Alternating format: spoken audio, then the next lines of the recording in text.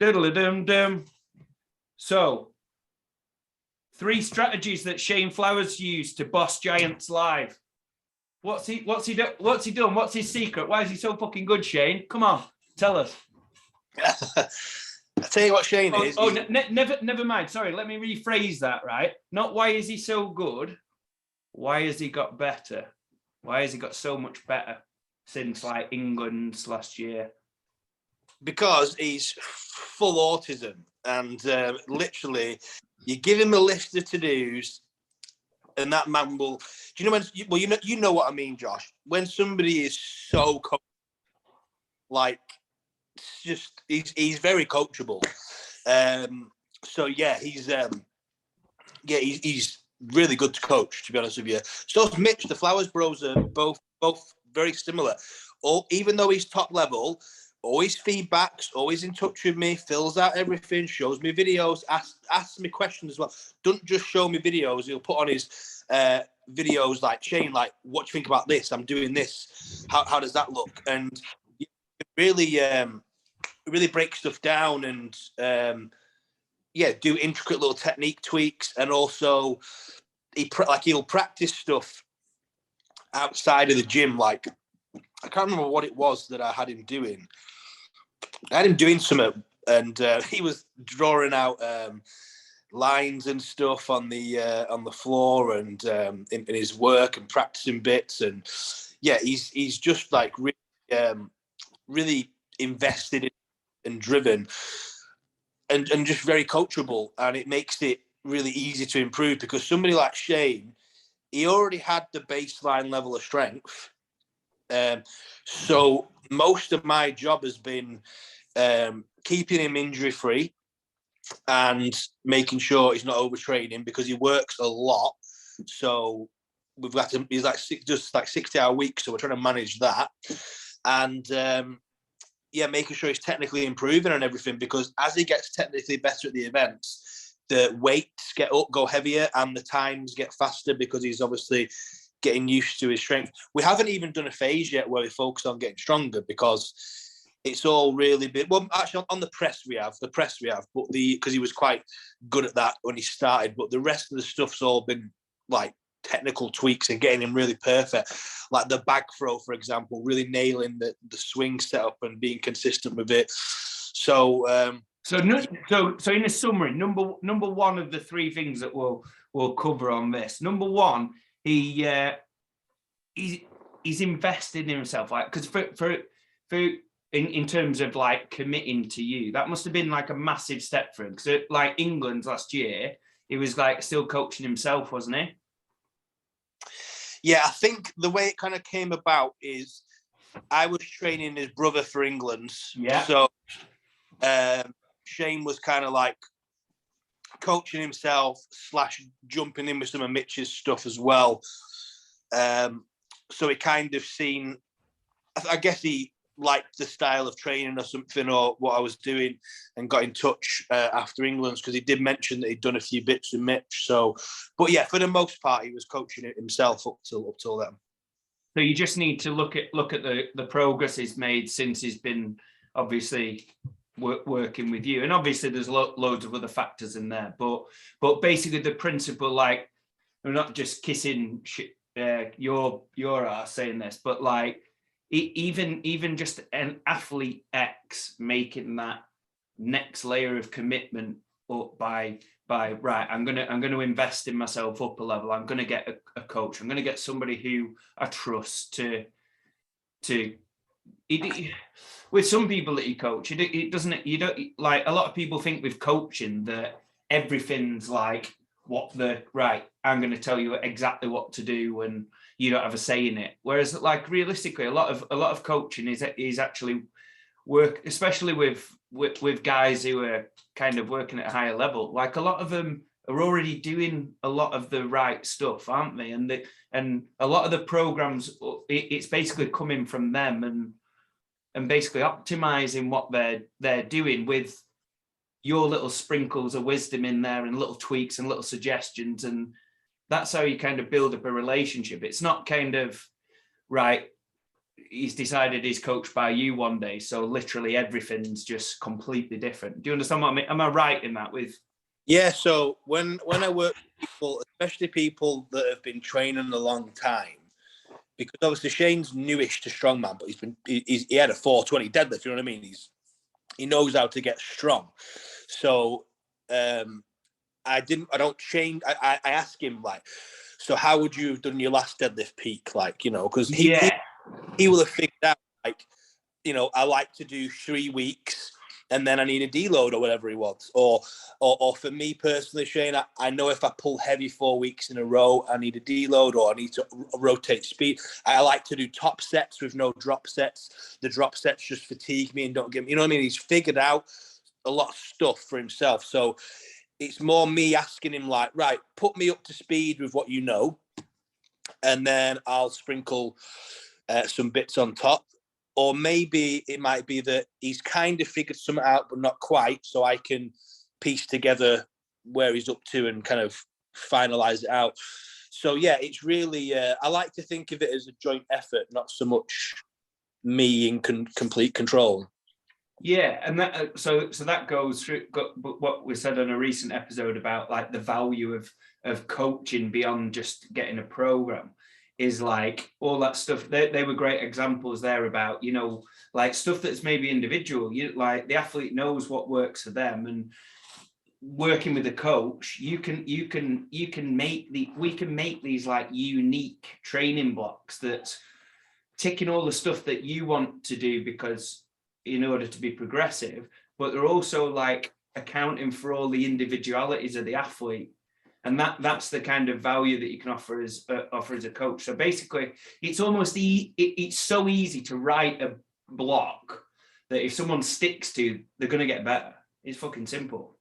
But the value of coaching comes with, right, how can we match up the psychology with, how can we get them to do that?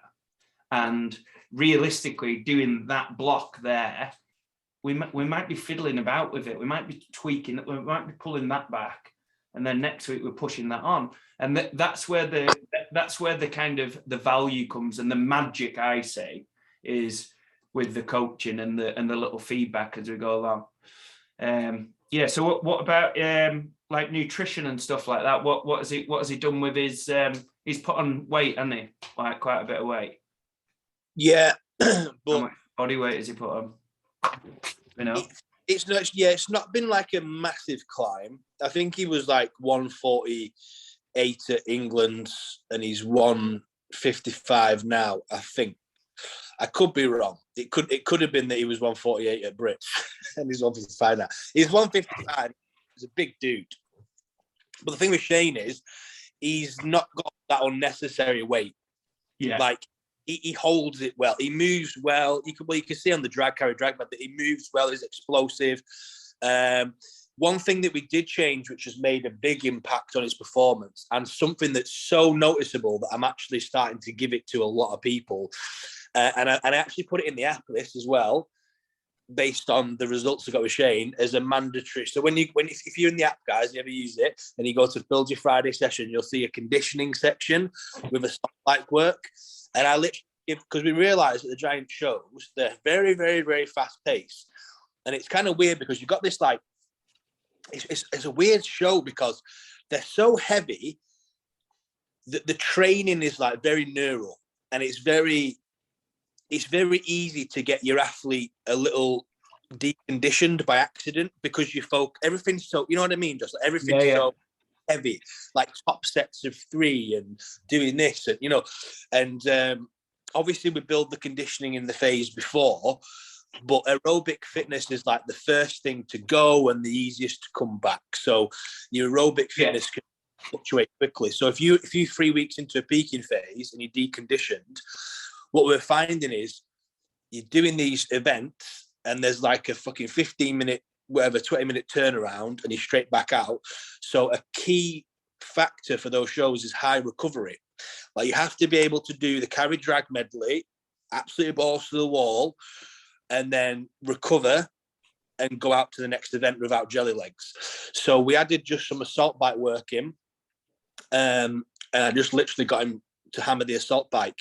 And the difference it made at the Britons was so noticeable. Like he was, because obviously I was there watching like right next to him basically. So I could see like he was doing these events, high output events. Within 2 or 3 minutes, he's not out of breath. He's talking. He's completely fine. And I'm seeing other guys going around, you know, fucking dying and lying on the floor. Fine. And that, but the comp he did before that, he was in the same boat, like feeling like it was a snowball effect. Like every event, he was getting a bit more fatigued. You know what I mean? And it's building. And then by the time the end of the comp comes, he's like, fucking hell.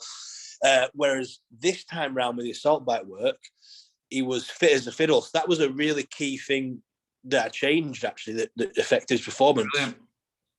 So, last little thing on Shane. Why will he get to World's Final? Like, what has he got in his... Why would he... Why do you think he's good enough to get to... Do you think he's good enough? This year, I don't know until the heats come out, because you never know, do you? Because obviously, I think that, well, I've already had this chat with him and he's on the same page. We think that it's probably going to come down to a stone off again. Yeah. Is he good at stones? Yeah, he's fucking class. But unfortunately, did get a little bit of a... It was his forearm / bicep on the weekend. He did get a little bit of a niggle in that. Glad he didn't tear, because Dan Hipkiss would have fucking slated me a new one, wouldn't he? Did you see that? He posted that. He said, learn to keep people's biceps on because of Luke. And then I was like, fuck off. No. Yeah, I give him a bit of banter on his thing, and he didn't take it as banter at all. I messaged him saying, when are you going to learn to wrap a knee with like a winky face, like a supposed to be like a little bit of crack, you know what I mean? Oh, he did not like it. When you learn to keep people's biceps on, your programming causes bicep tears. And I was like, fuck off, Dan. I've had one bicep tear in my whole 6 years. And then literally like the next week, Shane's like, fuck my bicep. I was like, no. But anyway, that's due to, we've had a chat, and that's due to the fact of he's just overworked. I don't know if you follow him on his stories and shit, but the man does yoke at 1 a.m. and stuff. You know what I mean? He's 60-hour weeks and then going and training like an animal, getting 4 or 5 hours sleep and going again. So he's just run down, to be honest. So he's hoping to sort something with work for the prep for Worlds, so he gets a bit more time. So as long as that's all sweet, he's very, very good at stones. He's very conditioned. He's good at repping. So yeah, I think it wouldn't surprise me if he got to the final at all. But I'm a realist. It's his first year, and sometimes you do get put in a tough heat, don't you? And so it's definitely one of them. I mean, but I feel like, as a fan, I feel like he's rounded enough to be good enough to, obviously depending on the draw, but like, he's rounded enough. There's nothing where you think, oh well, he just needs to get a bit better at that and that before it like could be good enough to. And also as well, if you want to help Shane out, and obviously we're talking about personal coaching and stuff. Shane Flowers has got some spots open up for coaching. Wouldn't it be great if he could build a coaching business so he could work less? He's working like 60, 70 hours a week. You always see him moaning on his Instagram story, don't you, about work and that. It's all those things though with Shane. I'll tell you guys now, because I speak to him all the time. Oftentimes when athletes coach, they're athletes coaching. They're not coaches. But Shane, because of his powerlifting experience and the years he's got in it, he's not your average. He knows his stuff. He really does. He's a clever bloke. He knows his programming. He's not just doing this to get a bit of cash. He's doing it for 2 reasons. One, because he needs to move away from that job. And 2, he knows he can offer a service that people are going to get good results and enjoy the process with him. And that also, the cherry on top of that is it helps him, basically chase his goals of, cutting his hours down at work and being able to recover better and kind of go full-time-ish and strongman. And I think for Shane, it's very realistic because he's a clever dude. He knows his stuff. He's good technically, but also he's like I say, he's well rounded enough that he could make this sport his job. So yeah, it'd be awesome if anyone can. If you need a coaching spot, get in touch with Shane, because you're going to get class service, good results, and you're going to be helping him out. So it's a little cherry on top for you. A good deed for the year. Yeah.